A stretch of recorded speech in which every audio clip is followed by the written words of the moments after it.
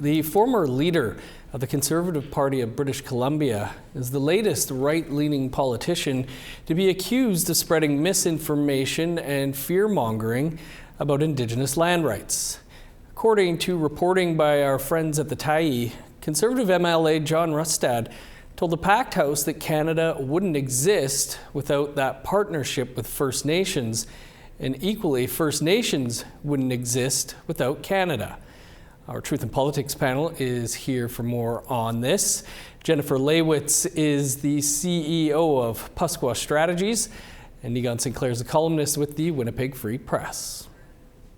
Good to see you both. Niigaan, we'll start with you and your thoughts on what BC Conservative MLA John Rustad had to say in front of a packed house in Smithers.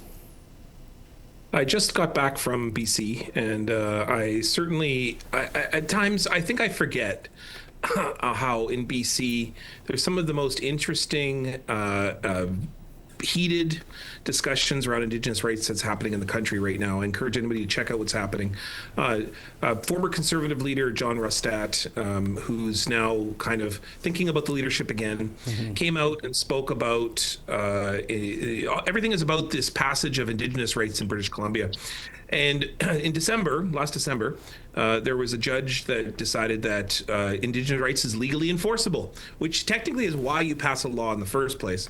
Apparently, for Conservatives in BC, however, this means the rubber's hit the road, and this means that we have to somehow repeal the bill, or we have to then just stop the bill outright. And Premier David Eby from British Columbia is talking about amending the bill to make the bill much less impactful and certainly not legally enforceable. The question is who will break? What will happen? And in BC, John Rustad starts saying egregious things like First Nations only exist because Canada allows them to or exists. Or my whole point is that it's a bunch of political game playing, but it really comes with some real life impacts because it's really firing up a lot of anti-Indigenous sentiment in the province. Going to get to a number of those things that you mentioned there, Niigaan, but Jen, first, the headline of this story, I feel like might be a bit misleading. He did preface what he said by saying Canada wouldn't exist without the partnership with First Nations, but still received some boos, apparently, according to the report. What are your thoughts?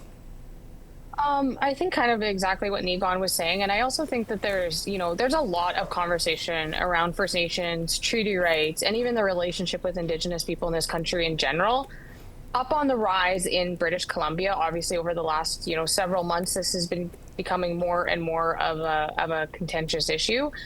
But I think, I've been seeing a lot of conversation stemming from John Rustad's comments. It wasn't just necessarily what he said, it's what everyone is talking about from those comments being now publicized. And I think it's silly to say that, First Nations wouldn't exist without Canada or even the other way around. We've existed long before Canada did, the Confederation of 1867. It's new compared to, Indigenous nations that have governed and made laws and traded and all of those things on these lands since time immemorial. So it's just really frustrating that we keep getting this sentiment over and over again of this type of dependency and language that centers us around being so heavily dependent on our relationship with Canada, when really Canada did not create us and Canada is not responsible for our survival to this day. The only thing really that Canada did was bring in colonial governance that reclassified and constrained our people and our government systems. But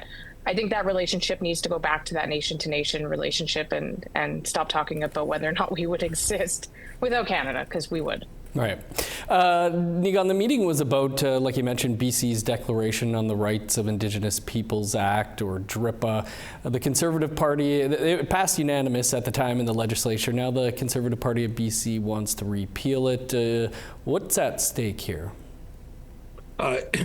Well, this is really a big test for the country. This isn't just about British Columbia. This is actually sort of a larger test on the federal government's seeking to bring Canadian laws into harmony within the United Nations Declaration on the Rights of Indigenous Peoples. Bill C-15 passed with in the sort of ending days of Justin Trudeau's government. this is a moment in which the country really has to say, okay, are we going to take Indigenous rights seriously? Are we going to employ it in law? And most markedly is that when the law is broken, which Canada frequently does, especially the private and the public spheres, when companies want to build projects, do we really adequately involve, affirm, fulfill the legal obligation to consult First Nations? Are those Indigenous rights considered? Are they part of that consultation? Are they done in such a way that First Nations feel included? And if we just have parties who say, well, we may pass thing on a Thursday, but next week on a Monday, we're just going to, when we realize that this is actually going to mean something, we just repeal it, then why did we do it in the first place? Like, why did the country even investigate the idea that you could encompass Indigenous rights within a provincial framework? The whole point is that we have to have bravery. If we're going to change this country to make it just, to live up to the very heady words that Canada claims to be a place of justice, then we have to act justly. And we have to act in such a way that we act differently than the past. And that means that we need Canadians, and politicians in particular who represent those Canadians, to be held to account, to be a higher standard, and most importantly, to try to build a country that's better than we inherited. Whether or not the government of BC has actually lived up to what was hailed as groundbreaking legislation, I guess is a matter for a whole other panel. But Jennifer, I guess just your thoughts on what repealing DRIPA could mean. Oh, I'm not sure. I think that we have a lot of work ahead of us, and what's going on in British Columbia still confuses me. And I hate that it feels like every week we have something new that's coming out that we have to try to identify with different bodies that are trying to take us in different directions, and our rights are being impacted. And, I know that this week and next week there's conversation already back on the table on S2, and I know that has nothing to do with this, but it just seems like there's constantly, provinces and municipalities and the feds trying to redefine our relationships and trying to redefine our rights, and it's becoming really frustrating. Indeed. We're going to talk about threats that were made to the National Chief of the Assembly of First Nations over on the podcast, but thanks to you both for being here today. Yeah, you bet. Thanks. Niigaan National Chief Cindy Woodhouse-Niigaan posting on social media this week that she received threats via email and text following her speech at an AFN gathering in Calgary this week. They're reporting them to police and say this isn't the first time. Your thoughts there?